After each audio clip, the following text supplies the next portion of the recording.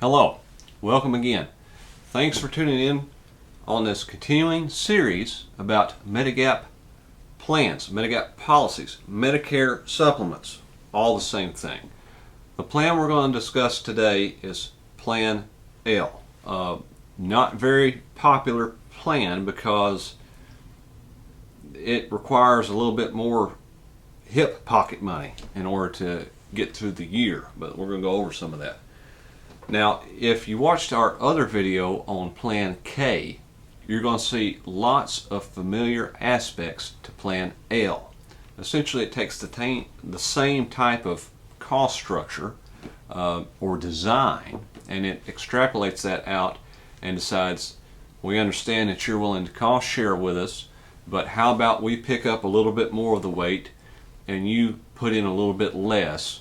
Let's continue this same type structure, and you may find this better for you in the long run. So that's what this Plan L does. Now, just to preface something that we've said in all of our other plan videos, when you're looking at these benefits, remember the following things. Number one, Part A deductibles. You can get that more than once in a calendar year. You can be hit with that, especially if you have multiple hospital stays that are far enough apart. Number two, Part B excess charges. There are ways to avoid these if your Medigap plan does not cover them. The two ways to avoid these is, number one, you live in a state that doesn't allow them, or number two, you check with your medical provider before you go in for any type of scheduled procedure or service. You say, provider, do you accept Medicare assignment rate? Most will. They say they do, then you don't have an issue there. So Part B excess charges are rare, but they do happen. It's always good to check. Be proactive if you want to make sure that your healthcare costs are as low as possible.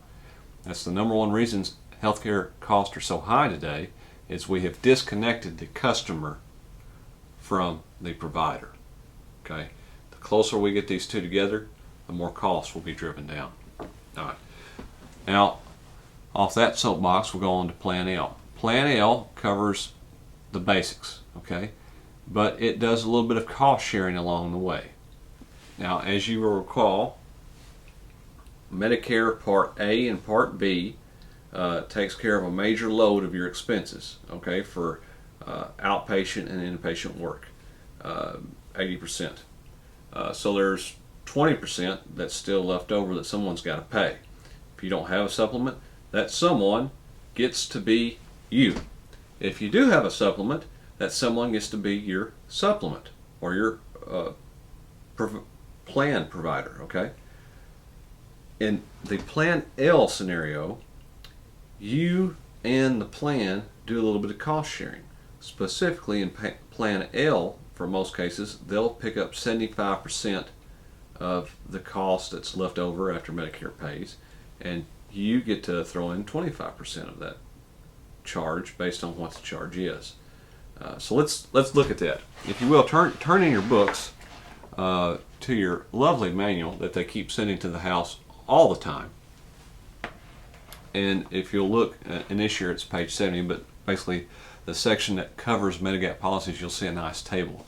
And it'll have all the supplements listed across the top, and then all of the benefits down on the left axis.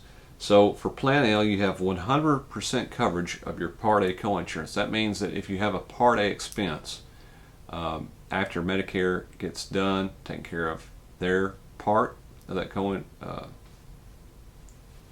service that would require you to pay a coinsurance, the plan steps in, they'll cover 100% of that Part A coinsurance. Now Part B coinsurance, this is where it starts going south on you a little bit. You have 75% coverage. That means the plan's going to take care of 75% of that cost left over. You get 25%. Same thing for your blood, the first 3 pints.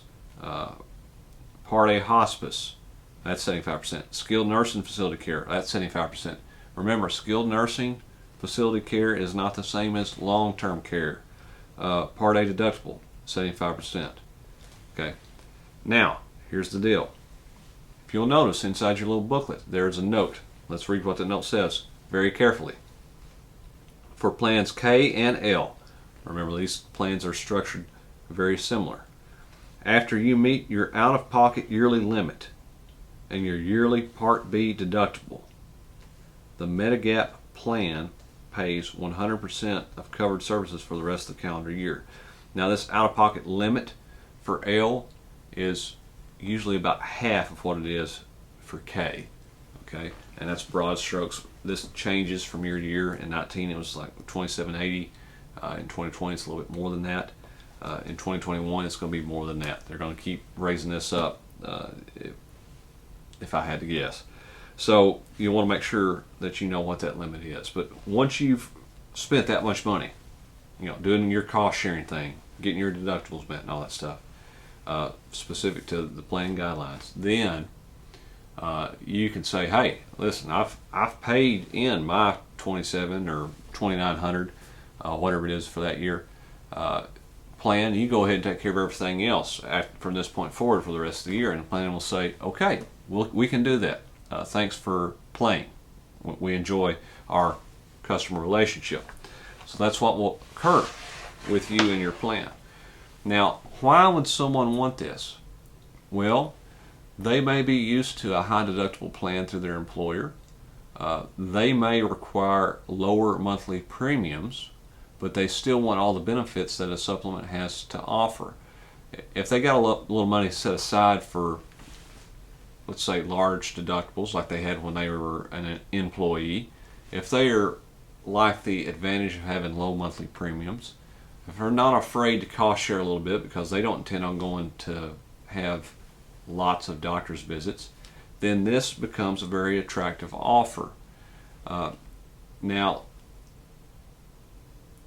lots of people will start to have to weigh this between this and Medicare Advantage because you have out-of-pocket maximums in Medicare Advantage as well. Now, the one thing where these plans K and L do have a leg up on the Advantage plans would be this. If this doctor provider, no matter where you are in the United States, if they accept Medicare, then your plan's going to be accepted.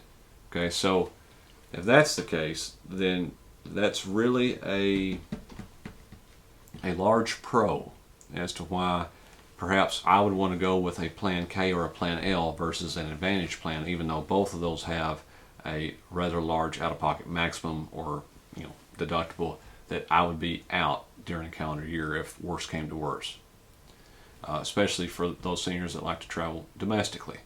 Now, Plan L does not have an international foreign travel component, so if that's something that you would be looking at or want, then you want to evaluate some other plans. But otherwise, Plan L can be attractive for the right person.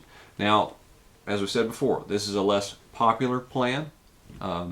You may have a little bit of difficulty finding it in your service area. There may only be a few carriers that provide this, but that's okay. As long as you work with an independent agent, such as ourselves, CumberlandSeniorBenefits.com, someone will be able to help you, guide you, and give you pricing on this if it's available. So, by all means, consider Plan L, and if you would like more information, feel free to contact us. You can like, subscribe, comment, visit us at CumberlandSeniorBenefits.com, and we would love to help you discover all the benefits of Plan L. Thanks for watching.